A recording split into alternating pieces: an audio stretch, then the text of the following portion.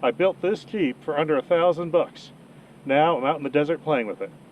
Let me show you how it happened.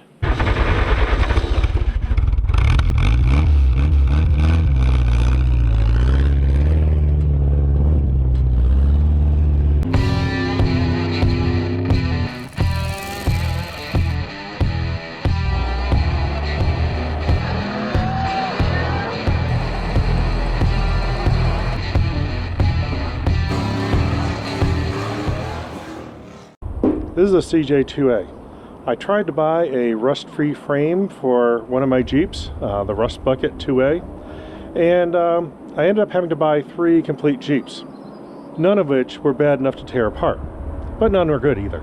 So I'm sort of stuck with 3 Jeeps that are kind of cool but don't work, and I've got to fix because, you know, I needed more projects. So I'm going to do something with this one. I am not going to do it well. I'm going to do it quick and easy and get it running. It's kind of cool. You can tell someone spent a lot of work on it. This front brush guard is all formed thick steel, and they actually did a nice job forming around a hinge. So I kind of like that. Cool roll bar that is made out of pipe that is welded directly to the frame. So yeah, but it's interesting. It has an F-head motor that is broken. That sounds really bad. And I think it has a complete drivetrain, at least it looks like it. I don't know if it works, but the parts are there. The body is pretty much completely stripped. All the gauges are out. They took the gauges out with a pry bar. I don't know how that helped either the gauges or the Jeep. The dash is kind of bent up. But it's mostly there, mostly complete.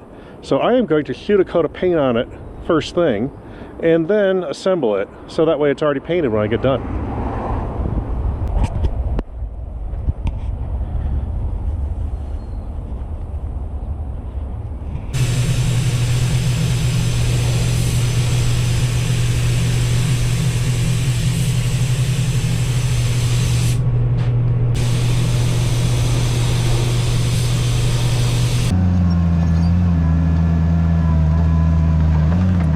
I bought another set of taillights that doesn't fit in either one of the holes, but they're kind of neat.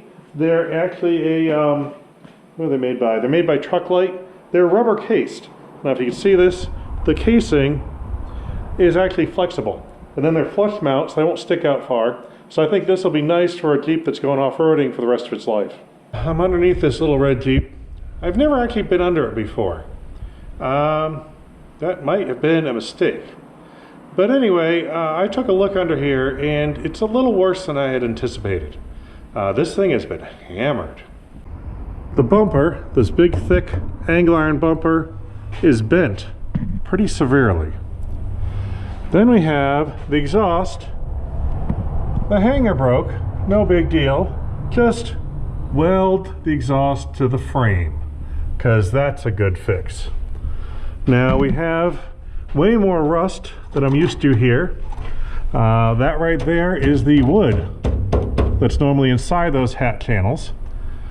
We have the muffler hitting the cross member there. We have the brake drum hitting the floorboard, nicely polishing the outside edge. We have the floor is resting on the transfer case. This skid plate used to be down here, sort of protecting this brake drum, and that backing plate got shoved that way pretty hard. More rust. Obviously there's a little bit of an oil leak in that transfer case. The cross member, these usually used to be straight. That's the way they're supposed to be. Both these are straight up and down. Someone hit that pretty hard going this way. Of course the skid plate is just mangled up. This part is folded forward to way above the bell housing. In fact, on this side, rather than fix the skid plate, they torched out a section where it was hitting the drive shaft. Because, you know, bending is just so difficult. Now, we're moving on to the front. We have the shock mount. Obviously, something's wrong there. It's not in its bushing or anything. But that's the good one, because this one is completely missing. There's the welds where the shock mount used to be, it's just completely torn off. So this thing was hammered pretty hard. I'm gonna go ahead and start by removing this motor. Luckily, that's a little easier because most of the bolts are already missing or loose. We have no bolts in the bottom here at all. We have these bolts are just already partly taken out on both sides. They're already loose. And it looks like it's held in entirely by the two top bolts and the exhaust system. So it should go easy. Now this is kind of convenient. Whoever had worked on this before torched out some holes on the bell housing bolt locations. So rather than try to reach through there, there's a straight shot to get right to those bolts. I actually like that idea. I'm going to keep that one. Maybe make a cover plate that's unboltable on them, but this is way easier to swap motors.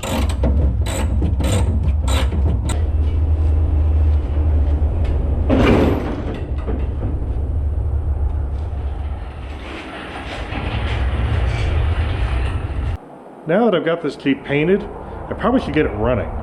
So now I need a motor. I do have L heads around, the flathead motors. I think I've got 4 or 5 of them lying around. None of them work. Most of them are seized, but one of them does turn over. This one. This is a motor I got on trade because the guy said it was completely dead and the block was shot. And he had cracks in it. So I took off the head because, you know, I was hoping bad heads gasket, something like that. It has cracks, lots of cracks. There is a crack here, a crack here, a crack here. Here is a crack that was fixed properly with a insert, probably a stitch fix or something like that. And then there's a crack here, and then there's a crack here, and then there's a crack here. It's got a few issues. The other thing about this motor is it's got some other problems. First off, it's been sleeved. You can see, you can see the line there where a sleeve has been added, and the pistons are still a little bit wobbly. You know, not too bad. Yeah, that's just a little movement. The valves are really badly pitted, like it was underwater for a while, and they let it rust. But the thing what I think stopped this motor is one part where it cracked, the block actually raised up, like it was frozen and popped upwards. And that is this crack right here that I can catch my fingernail on. Hopefully you can see that. Let me try to get an angle. Right there, the block actually sticks up a little bit. And I'm thinking that's what caused the leak, because you can have a little bit of cracking in these blocks and they still work fine. But I think that was the one that let it go into the cylinder. Now, the other things that encouraged me about this is it looks like it has a new clutch, a new flywheel, and by the looks of it, a new crankshaft. Because you can see the end of the crankshaft there, and there is no rust on that. Normally those are rusted from just, you know, age, but that's pretty shiny, so that crank isn't that old. So someone did some work on this.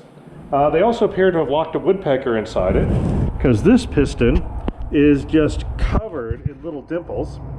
Either that, some serious detonation, or some loose parts were flying around in there. So it does have a few issues, but right now this is the best one I've got. So we're going to go ahead and fix this. Now there are proper ways to fix it. I'm not going to do those. We're going to try gluing the cracks together. It's sleeved, so the combustion pressures are held in by the sleeves, the glue might hold. I'm getting this block a little flatter. That one piece of metal sticking up is almost smooth. I'm going with the biggest flat file I have, try to cover the area. Basically, what we don't want to do is make any gouges by having it at an angle. I want to make it as flat as possible. So I'm just holding it flat across a couple surfaces. And it looks like that spot is a lot higher than the rest. So it's just taking off the one spot I want to take off, and the rest of the block is just keeping it level. And I'm just slowly working it down to have a smooth surface there.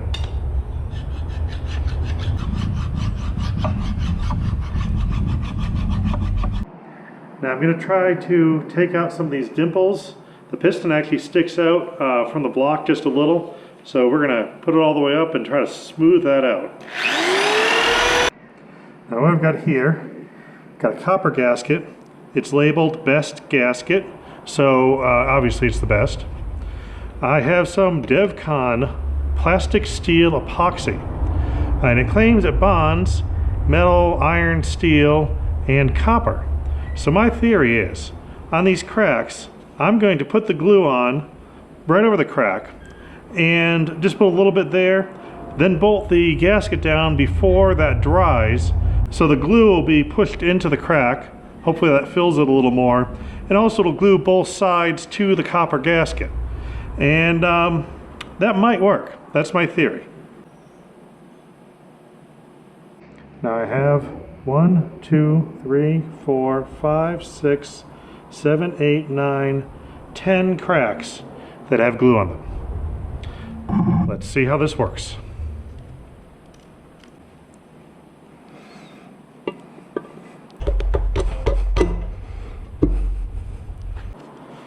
Got my trusty motor's manual with the Willys section, and that's where I ran out of video. My car got full, and of course I had wet glue, and I had to sort of go ahead there and keep going before the glue dried. So I started tightening down the bolts, standard sequence, got to that one, and it wouldn't tighten. The stud just lifted up. So that means the threads in the block were shot. I figured I could probably get away with one bolt being loose, but then that one started pulling up too. And there's no way that cylinder would seal with those two not tightening down. So I had to pull the entire thing apart, drill them, tap them, helicoil them, put it all back together before the glue dried. Anyway, it was interesting. Got it done, but I'm a little leery about torquing down the bolts too tight. So I tried going to 55 foot-pounds. The spec I have says 60 to 70. And I put the motor in, and I started seeing leaking along the head gasket of antifreeze. Now, I figured I'd tighten it down a little more, went to 60, and left it overnight. Now, as you can probably see, some of the ports are wet. This is the next day, and it's not sealing. So I'm going to try going up to 70. The interesting thing that I see is it appears on this seam here that the water is on the top of the head gasket. So I'm almost thinking it's not coming from any of those cracks. I almost think this head is warped, and I didn't check that. Hindsight, and for future reference, check your head and make sure it's flat. But at this point I'm in here, so I'm just going to put another 10 foot-pounds on these bolts. Hope that does it, and if not, I don't know what I'll do. Figure out what to do then.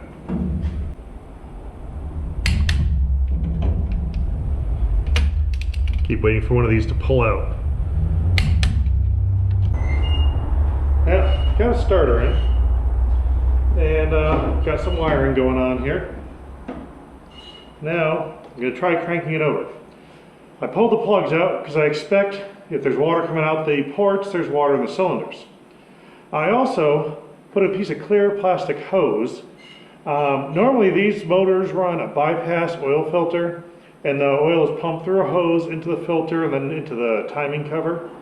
I'm just replacing with a clear piece of hose so I can see the oil come through, because I'd like to see oil in the motor, and I want to make sure it's there before I crank it too much. So anyway, let's see what happens.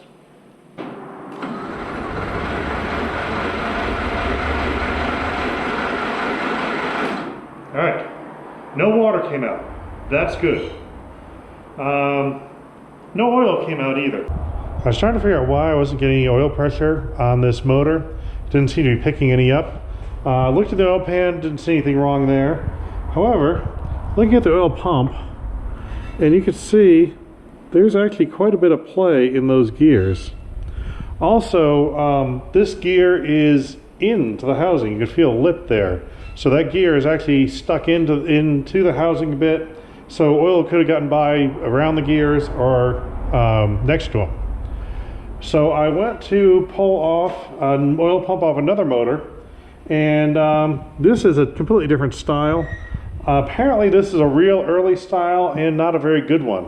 They say that this style is much better, according to internet wisdom. And also this one's rusted solid, so I'm not going to use that. Then I went to the old motor that was in this Jeep, and remember I mentioned they had something serious wrong with it? I still haven't taken it all the way apart, but the oil pump housing is cracked on right there. All that's completely sheared off. There's bunches of cast iron just loose in there. Something really did go wrong with that motor. Still not sure what. I think the camshaft at least broke, pieces came off, something went flying around inside there. But this one actually looks pretty good.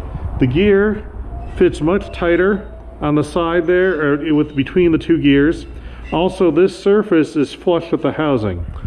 So what I'm going to try to do is pull the gears out of this oil pump, put them in that housing that's not broken, and see if that'll tighten up the play, and maybe I'll get some oil pressure here. Yeah, this just keeps getting more fun.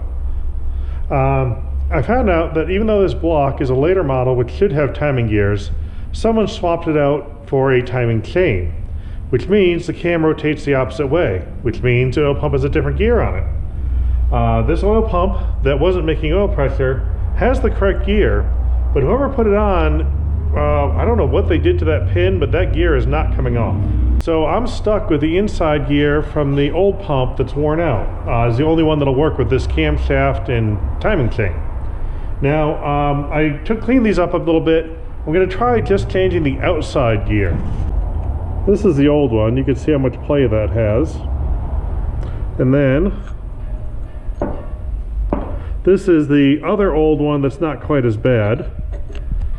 And that has, you can see it has a little play, but it's not nearly as bad. Also, it's a lot more flush here, so I think I'll have less blow by or seep by around the sides.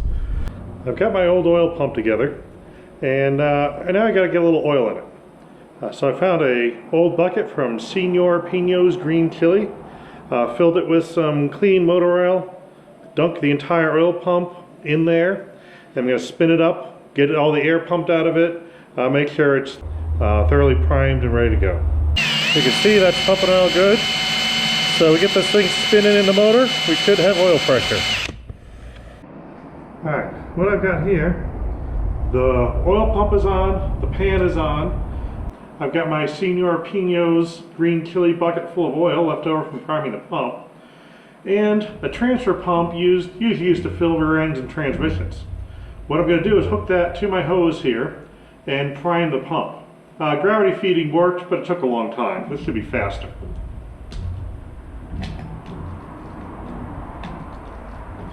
And basically what I'm doing is I am filling all those oil galleys and hopefully pumping some oil through the rods and mains at the same time, and basically pressurizing the engine with oil to make sure we don't have to move air.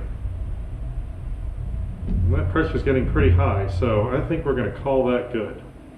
Okay, so we have oil come up that tube while I'm cranking it. We are happy.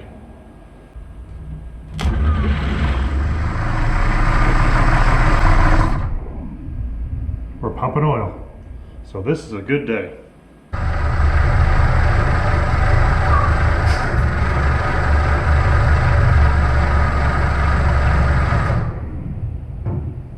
Now you may have noticed this motor is not complete. I never got it complete. It was already partially scavenged when I got it, because it was supposed to be a junk motor, and it probably is, it's looking like it. But I went to my more junk motor piles and got a couple seized motors I pulled some pieces off of. I've got a dipstick and tube with a rusty dipstick. I've got a distributor that doesn't turn and you can't remove the cap.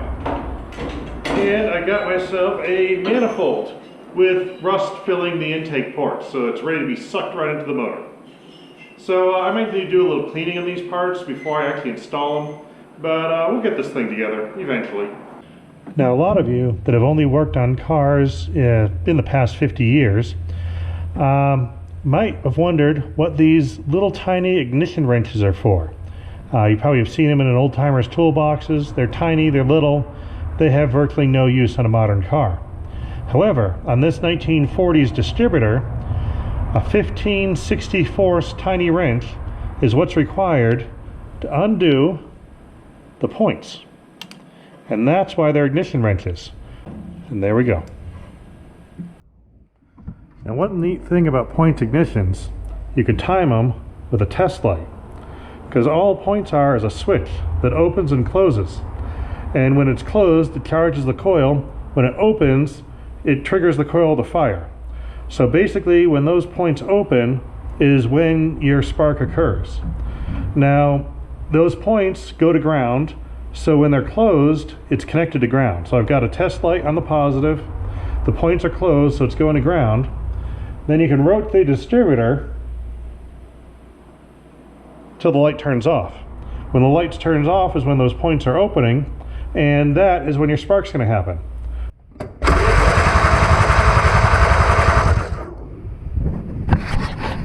We got a spark. Well, it's the moment of truth. I think I have it ready to start. Let me show you what I got. Got a proper fuel system, plumbed in with a shutoff valve. Now that appears to be leaking profusely right here, so I have it shut off for now, but I did get enough fuel in there to fill the bowl. So we'll be able to let it run for a little bit if it works. The carburetor, you may have noticed, is very shiny. This is unlike me. This is actually a new part. I didn't buy it new though, of course. Some guy drove by and saw my Jeeps, wanted to talk about Jeeps, then asked if I wanted to buy Jeep parts, and of course I did. Among the things I bought was a brand new carburetor. He had bought the wrong one and never installed it and had it sitting in a box. So it is a new carburetor that I did not buy new. The manifold is the old rusty one. I just shot a coat of high temperature paint on it because, well, it's starting to get fancy here. Plugs are in, wires are hooked up. I think I got the firing order right. The timing hopefully is right because the crank position marks are wrong, so I had to kind of guess on that. But I think I'm ready to actually try starting this. So let's see what happens. Ignition switch on. And let's see what happens. Nothing. Try a little bit of the go juice.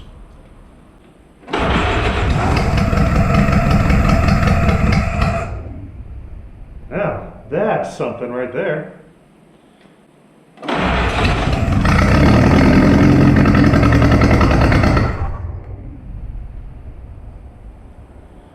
And it seems like it's lacking fuel.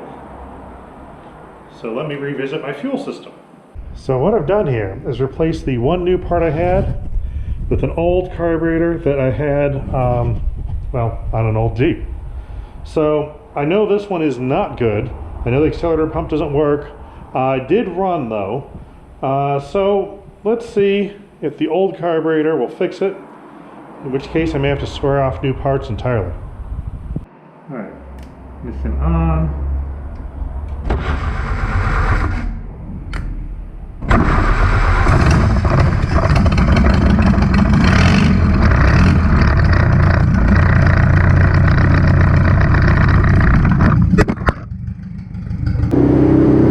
Do this over here because it's a little loud. Someday I'm going to have to put an exhaust on that thing. But I've got it up and running. It actually looks pretty good. Oil pressure is up like 40 at idle. Granted it's cold, but still. We've got coolant circulating. I don't see any big air bubbles or oil coming into the coolant, so that's good. And just going to let it warm up a little bit. It's running rich badly, so I got an exhaust fan on there. I'm trying to stay away from it. But anyway, so far so good. So this looks promising. I've still got a few details to work out, like seats, and brakes, and fuel tank, and minor stuff like that. But now it runs, it would be remiss of me to not drive it, even if it's only a few feet. So let's see how that works.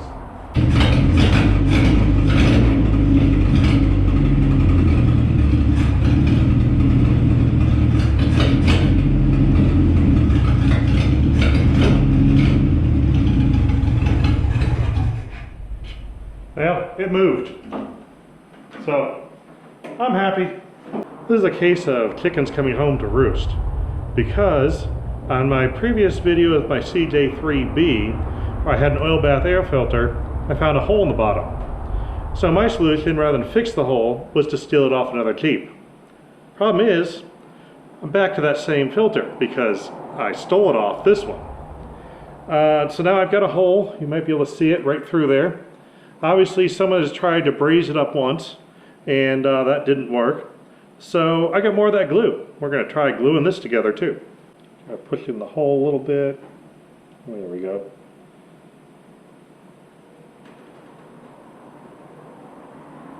Smooth it off so it looks like totally professional. Now I figure I better have a fan on this new engine. This is the old one that came out of this Jeep, so I'm going to steal a fan off it. Before I do, I noticed that it's bent. Let's see, one of these blades, yeah, that one is bent backwards. The rest are fairly straight. So what I'm going to do is make myself a line on one of the straight ones, like using a cardboard box. So I basically can sight down the blade and see that it's parallel. So that one's parallel, that one's really bent. That one's bent too. That one's kind of parallel. I don't know which way they're bent. I'm just going to make them all the same. Adjustable wrenches make great bending tools. You just grab on something and shove. It should bend in this area if I push on it appropriately. Yep, there we go. So I'm going to call it good. Now we're going to take this off. That's a lot easier to straighten while it's still attached to a motor. Now that it's straight, we'll take it off, put it on our other motor, and then we'll actually have air moving through the radiator. Now I figure if it's driving, I'm probably going to want to sit in this Jeep in order to operate it. The seats for CJs are ridiculously expensive for original ones. A lot of people put like modern bucket seats or something in it, but modern bucket seats are nice and comfy, which means they're thick. And you don't have a whole lot of room in this vehicle anyway. And I don't want to have any less legroom just to be comfortable. Also, I want something that can handle being outdoors and not deteriorate. So what I found were seats for a tractor or forklift. Bought them off eBay. Hopefully very waterproof and sunproof, because they're meant for a vehicle without a roof in the first place. Also, look how far back they go. I took some 1x1 tubing, just did a couple bends, made some feet for it. So this is going to go right here, supported on that side. This is going to be the base height of my seat. Had to do the drop down in order to catch the side of the vehicle. Yeah, this is what I got here. It's actually going to be, this is going to be the front side, bent up with a zigzag that goes over the tank, leave me room for a drawer there. The back side, I have the one bend, brackets that bolt to the body, and a hole for a seatbelt mount. This is all 1/4 inch thick stuff, so the seatbelt should be about as secure as they can be. Now I'm going to go with bolts straight through the sheet metal, then back them up with either a plate or a washer, depending on how much room I have. I scored myself an exhaust system. Found it from a local guy, locally bent up, made in USA muffler, all at a reasonable price, a lot cheaper than you can buy one online for. So I went ahead and got it, was all looking forward to installing it, and then I started to install it. This is where the head pipe sits. That is a good solid 4 inches plus below the oil pan. That is never going to work off-road. Also, the way the first bends are made, I can't point it where I want to like go towards the back of the vehicle. It has to point out the side, otherwise it hits the steering. So that's not going to work. So I'm going to ditch the rest of the exhaust system, just use the head pipe to get at least the exhaust away from my fuel filter, and left over from Project Frogger, I've got a glass pack. So we're going to go with a side pipe for now.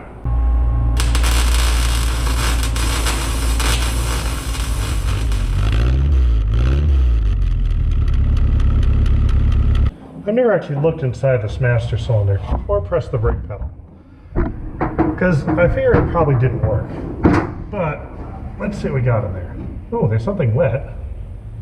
There's chunks of loose stuff on the bottom, but that actually resembles brake fluid. So let's see what happens. Nope, the pedal moves.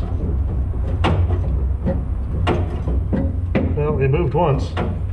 The master cylinder had fluid in it. The brake pedal went down once. So I figure it's not that bad. So I am going to avoid removing it, cleaning it, replacing it, or any one of those proper repairs. What I've done is I removed the brake switch, which is on the end of the master cylinder, and I'm going to try to work the piston.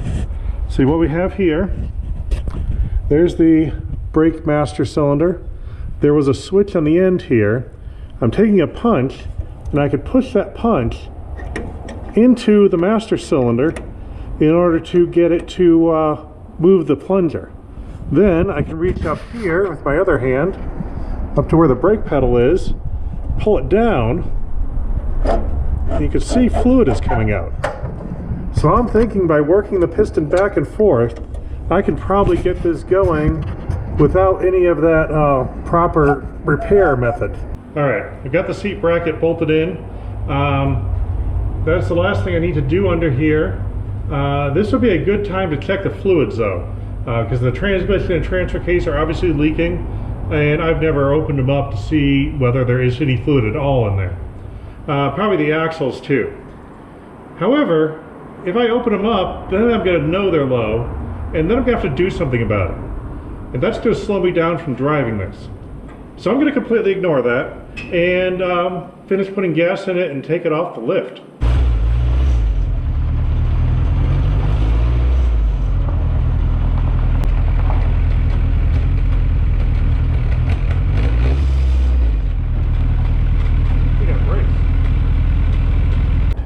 Well, I got this out and driving around, and I did get brakes to work on the passenger side mostly. And it started off with the rear passenger wheel, then the front one started working. Then I figured I'd just keep hitting the pedal pretty hard and try to free up the wheel cylinders. I got this tire to lock up on the driver's side front, but it stayed locked up. You can't turn it anymore. So that means that somehow those brakes locked on. Now there are two main ways that brakes lock on an old vehicle like this. You can do it mechanically, where the wheel cylinder is full of garbage and basically the pistons can't retract, or hydraulically, where one of the lines is collapsed. You put pressure in, but it won't go backwards. Now we're going to have to figure that out because we have to fix it if I want to drive it. Now I'm going to crack the bleeder open, and we'll see if fluid comes out and it's pressurized still. That means the hydraulics are still holding pressure and it's probably the line. If nothing comes out, it's probably the wheel cylinder. So we'll find out. Ooh, that was a lot of fluid pressure. See this big gap here where the backing plate, the brake drum, and the brake drum are completely have an air gap. I was thinking the backing plate was bent, which it looks like it is, but then I turned it. Notice how the gap changes as you rotate it? That means that this drum is bent. So this drum is swashing around as it turns. Noticed a few other things about this front end. Roofing nail, it's a cotter pin, no problem there. Kingpins, a little bit loose. I know I already mentioned the problem with the shock mount being missing. So I have a feeling there's going to be some fixing here. But right now I don't feel like fixing things. I want to go take it for a spin. And I've gotten to the point where this drum turns reasonably well. So I've decided to not fix it and just try to avoid using the brakes. If I do need them in an emergency, I have them. I know it will stop. But if I can avoid using the brakes, I can take it for a ride, and that'll be better. One thing I really like about these Jeeps is a large number of holes that go straight through the engine compartment. I was trying to get the tow cable operating because you need it to start it, and of course it ended up breaking on me. So I just found a nearby convenient hole, ran a piece of safety wire, and I've got a choke.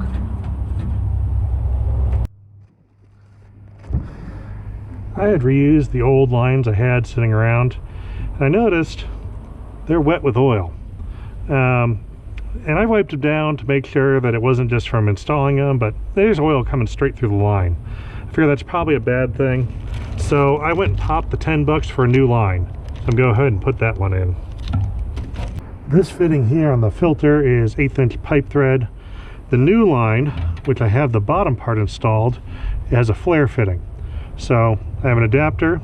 Luckily I keep all my old parts, and I've got a jar full of these kinds of things. So we'll just pop on an adapter, we'll be good to go.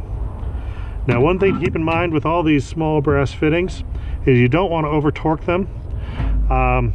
Ask me how I know. I just ruined that one. Luckily, I got a jar full of them. So I just grabbed a new one and put the bottom part together. I noticed this Jeep is a little hard to steer. Seems like the wheel has a lot of resistance to turning. I was thinking maybe the gearbox was stiff and the steering gear or something. Then I noticed that it seemed bent. Follow the tube. Right there, it takes an angle and is seriously kinked. So I'm going to try to take this and bend this steering shaft that way.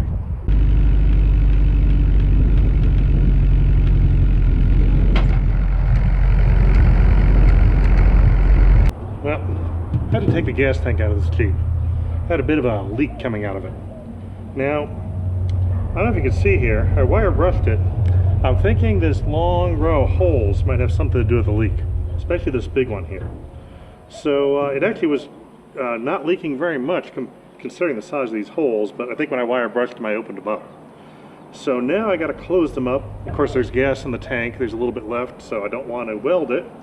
I think what I'm going to do is use some of that leftover glue that I have from sealing up the cracks in the engine.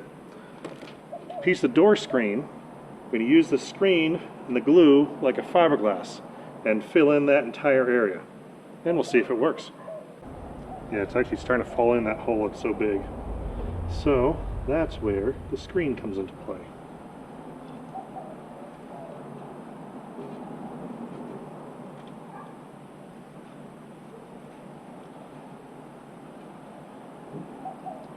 Push it right into the corner. Alright, I have no idea if that'll work, but we'll find out. Moment of truth here. The glue's all hardened, the screen's in there. There's a little gas in there. We're going to move it to this side.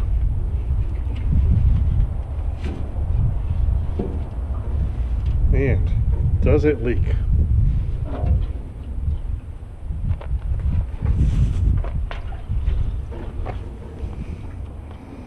I'm not seeing any leaks. That's a good sign. I figure that now that I have this gas tank holding gas, I should probably attach it to the vehicle. So I'm going to add a couple of straps. There's some connectors here. It looks like they're probably from factory mounts. Didn't have any, so I'm going to make some up. But there's a bolt in the floor here, so I'm just going to put a little foot, put an angle that goes over this lip. That'll hold that down. And then there's another similar one right about there. Do another strap that comes across here, and then put the seat back in.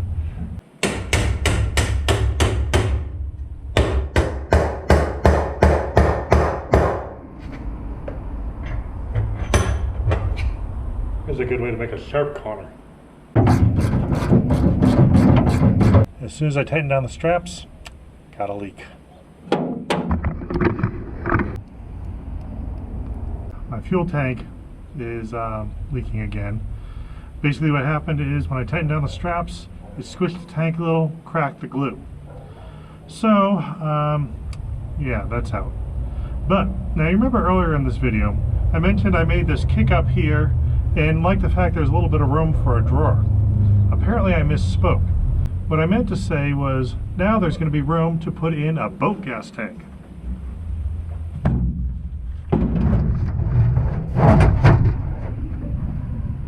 Perfect. Now, these boat gas tanks are actually kind of handy. This one I use for my half-track, the rust bucket CJ, my boat, and a few other vehicles. Basically, on stuff I don't drive very often, I just use this tank because the gas stays fresh. You don't have to worry about the gas getting old because you keep putting in a new vehicle. So this is going to get into the rotation. I'm just going to attach this tank, use a quick disconnect. That way I'll always have fresh gas because I run through it with all the different vehicles that I put it in. So this is a good thing. A little rebending of these gas tank straps I just made, and they fit this tank perfectly. So I think I actually have a good plan here. Apparently we're getting fancy here. So now I have this new speedometer. I figured I probably should have a cable to drive it. So we might have a working speedometer. Maybe. Well, there's obviously a lot more to do in this Jeep, but I can play with it. This is about the sweet spot for a project because we're in the middle of getting it running. It seems like it's going to take forever. But at this point, where there's a lot to do still, but it's running and driving, if you feel like playing with it, you pick on, do I go drive it? Do I fix something? Kind of a good way to do whatever you feel like, so it's the most fun. And that's why I like my projects. Stuff to do, but it works. So I'm going to go play in the desert a little more.